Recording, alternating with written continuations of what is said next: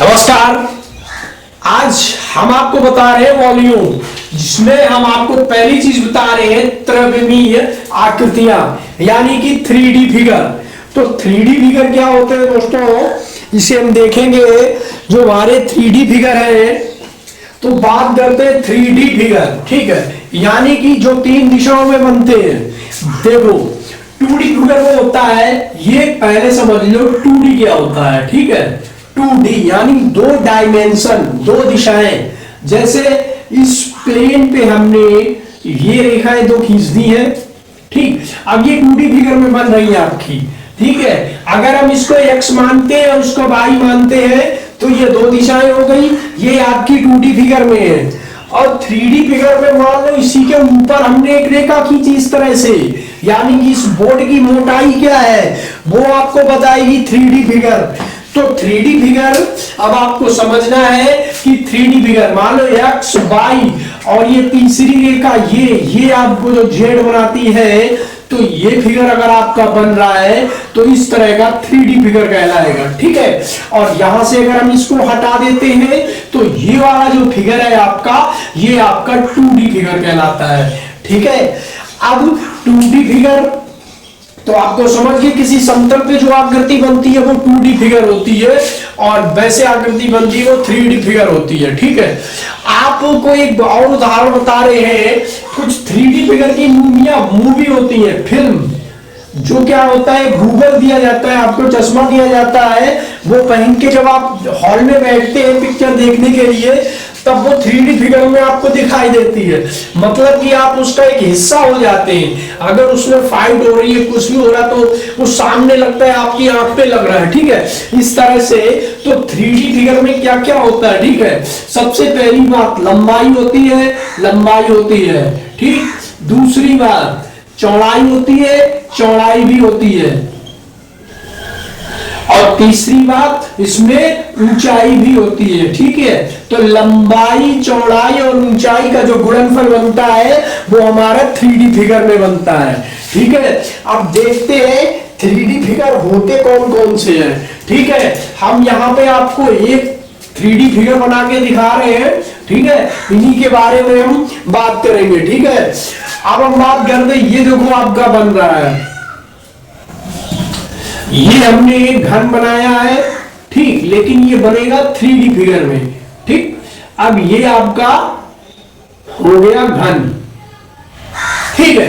अब इसमें 3D figure है। पहली चीज क्या है, ये इसकी लंबाई मान ली हमने, ठीक है। और ये हमने इसकी क्या मान ली, ये इस घन की क्या है, चौड़ाई है, यानी ब्रेथ है। अब इसकी कुछ ऊंचाई भी होगी, मान लीजिए ये इसकी हमें ऊंचाई दिख रही है, ये वाली ऊंचाई है इसकी, ये हाइट है, तो ये h होगी, ठीक है। तो ये हमने बना दिया घन, ये क्या बन गया, घन, यानी कि क्यूबिक बन गया, ठीक है। अब हम बात करते हैं कि इन त्रिविम आकृतियां 3D पर कितने प्रकार की होती है, ठीक है। तो सबसे पहले हमने लिया आपका घनाभ। क्या लिया, घनाभ, जिसे हम बोलते हैं क्यूबिक फिगर, ठीक है। क्यूबोइड लिया, जिसे कहते हैं घनाभ। किसे क्या कहते हैं, घनाभ कहते हैं, ठीक है। अब घनाभ के बारे में जरा ध्यान से सुनो।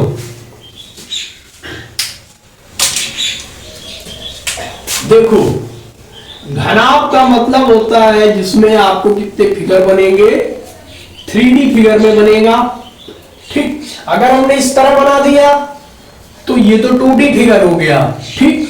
और अगर हम इसको इसी तरह से इसमें एक आयतन और जोड़ देते हैं, तो ये जो फिगर आपका बना है मेरे दोस्त, ये आपका घनाभ है। ये क्या है, घनाभ है। यहां इसका ये क्या है, ये इसकी छत वाला क्षेत्रफल है, ये इसके सामने वाला क्षेत्रफल है, और ये इसके पीछे वाला क्षेत्रफल है, ठीक है। तो यहां पे बात करें, इसकी लंबाई है दोस्त, और जो इसके अंदर वाला जो क्षेत्रफल है ये उसकी ऊंचाई हो गई, और ये वाला क्षेत्रफल जो यहां से दिख रहा है ये इसकी चौड़ाई हो गई, ठीक है। तो घनाभ का क्या निकालना होता है, वॉल्यूम। किसी चीज का वॉल्यूम निकालने के लिए दोस्त देखो, वॉल्यूम में एक अलग चीज होती है, जैसे आयतन होता है ये रखा हुआ है, ये आपको दिख रहा है, ठीक। हमने कहा इसका आयतन निकालना है, तो इसके आयतन के लिए आपको इसकी ऊंचाई, मान लीजिए इसमें हमने पानी भरा है, ये टंकी है, इस टंकी में पानी भरा हुआ है, ठीक। अब कह रहा है इसका आयतन कितना होगा, ठीक। ये कितनी ऊंचाई तक, h ऊंचाई तक पानी भरा है और इसकी चौड़ाई भी है, ठीक, और इसकी कुछ लंबाई होगी। तो आयतन मतलब आयतन क्या करता है, आयतन में क्या होता है, आयतन किसी का भी जिस बर्तन में आप रखोगे वो उसी तरह का हो जाता है। गिलास में रखोगे गिलास की तरह, थाली में रखोगे थाली की तरह। तो हम बात करते हैं क्यूबिक यानी घनाभ का आयतन क्या होता है, ठीक है। तो हम घनाभ का आयतन निकालेंगे तो इसमें क्या क्या दिया है हमें, लंबाई है हमारे पास, दूसरी हमारे पास चौड़ाई है, और तीसरी दोस्त हमारे पास ऊंचाई है, ठीक है। तो अगर आपसे वो पूछ दे यहाँ पे कि घनाभ का आयतन क्या होता है, तो आप लिखोगे घनाभ का आयतन बराबर L गुणे B गुणे H, यानी लंबाई गुणे चौड़ाई गुणे ऊंचाई हो जाएगा आपका घनाभ का आयतन, ठीक है। अब हम बात करते हैं, ये हो गया घनाभ का आयतन, ठीक है। अब घनाभ का मान लीजिए ये तो हो गया घनाभ का आयतन। अब पूछता है घनाभ का पृष्ठ क्षेत्रफल क्या होगा, घनाभ के पृष्ठों का क्षेत्रफल। तो पृष्ठों की बात करें अगर यहाँ पे, तो ये पृष्ठ हो गया 1 2, ये हो गया 3, ये हो गया, ठीक। अब इन तीनों सबका पृष्ठों का क्षेत्रफल क्या है वो निकालते हैं। तो घनाभ का आयतन हो गया लंबाई गुणे चौड़ाई गुणे ऊंचाई। अब हम निकालेंगे घनाभ के पृष्ठों का क्षेत्रफल। तो घनाभ के पृष्ठों का क्षेत्रफल, तो इसका जो एरिया होता है मेरे दोस्त वो होता है 2 गुणे लंबाई गुणे चौड़ाई प्लस चौड़ाई गुणे ऊंचाई गुणे लंबाई गुणे चौड़ाई। ये हो गया हमारे घनाभ के पृष्ठों का क्षेत्रफल, यानी कि 2 गुणे लंबाई गुणे चौड़ाई धन चौड़ाई गुणे ऊंचाई धन ऊंचाई गुणे लंबाई, ठीक है। ये हो गया यानी कि 2LB plus PS plus LH, ठीक है। अब ये लेकिन ये जो क्षेत्रफल है ये आपका वर्ग इकाई में होता है, ये याद रखना। ये किस में होता है, ये वर्ग इकाई में होता है। अब हम बात करें दूसरा, घनाभ का विकर्ण। अगर घनाभ का विकर्ण निकालने के लिए आता है तो घनाभ का विकर्ण आपका हो जाएगा दोस्त अंडर रूट, विकर्ण क्या हो जाएगा under root L square B square plus H square, लंबाई का होल वर्ग चौड़ाई का होल वर्ग या और ऊंचाई का होल वर्ग। ये हमारा निकल के आ गया घनाभ का विकर्ण, ठीक है। अब हमने आपको तीनों चीजें बता दी। घनाभ का आयतन ये रहा, घनाभ का आयतन यानी कि वॉल्यूम लंबाई गुणे चौड़ाई गुणे ऊंचाई, ठीक है। और इसकी यूनिट हो जाएगी वर्ग, इसकी यूनिट हो जाएगी क्यूबिक इकाई, ठीक है। तो दोस्तों अब हम यहां पे बात करें दूसरी,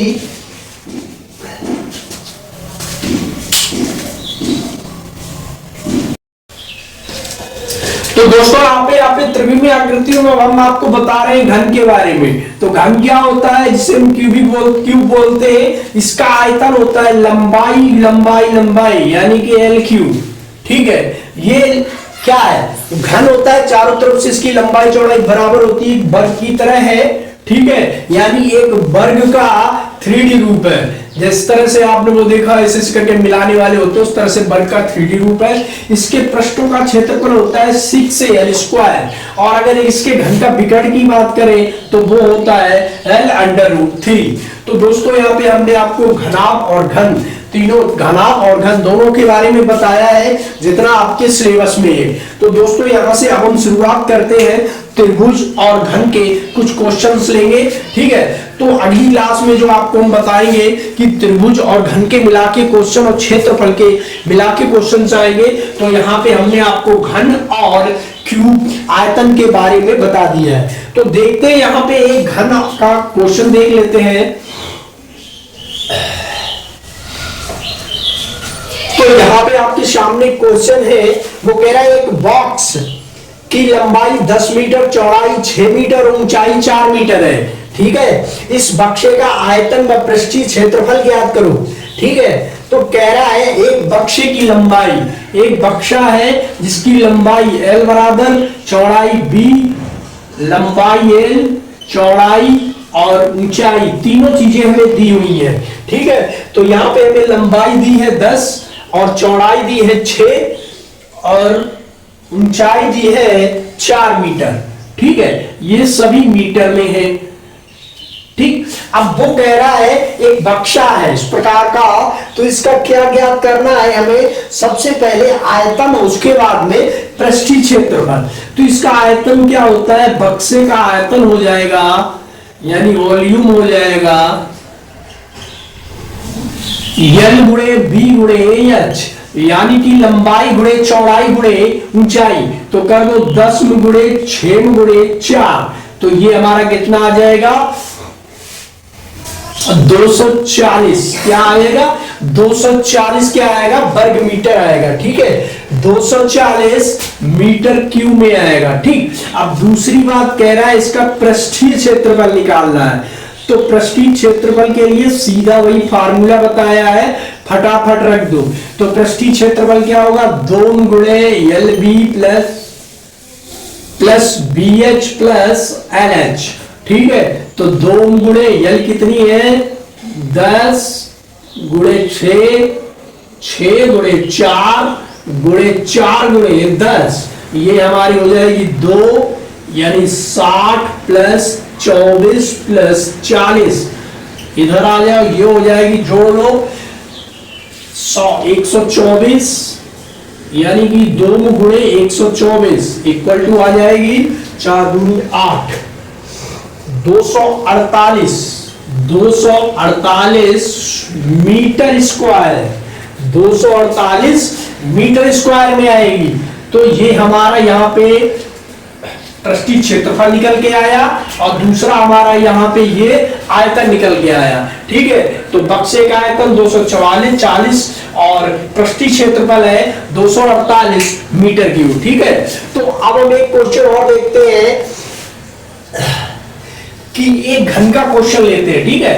घन का क्वेश्चन है, आपको स्क्रीन में दिखेगा, कह रहा है कि एक घन की क्षमता कितनी होगी जिसकी भुजा 2 मीटर लंबी है।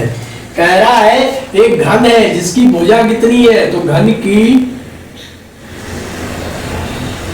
भुजा बराबर है 2 मीटर की, ठीक है। घन की भुजा कह रहा है 2 मीटर की है, ठीक है। और पूछ रहा है इसकी क्षमता क्या होगी, तो घन की क्षमता क्या होती है, या घन का आयतन, घन की क्षमता,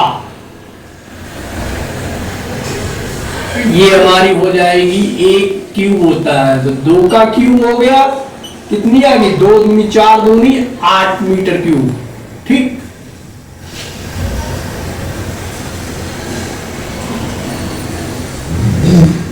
तो यहाँ पे घन की क्षमता कितनी निकल के आई 8 मीटर क्यूब निकल के आई, ठीक है। इसी तरह अगर वो कैसे पूछ दे आपको कि एक घन है, ठीक है, एक क्या है घन है जिसकी भुजा A है, जिसकी भुजा कितनी है 4 मीटर की है। तो अगर उसका पृष्ठीय क्षेत्रफल पूछेगा तो हमने बताया था 6L स्क्वायर होता है, 6 गुणे 4 का गुणा कर दो, 4 चक्कू 16 छिक्का 96, ये आ जाएगा, ठीक है।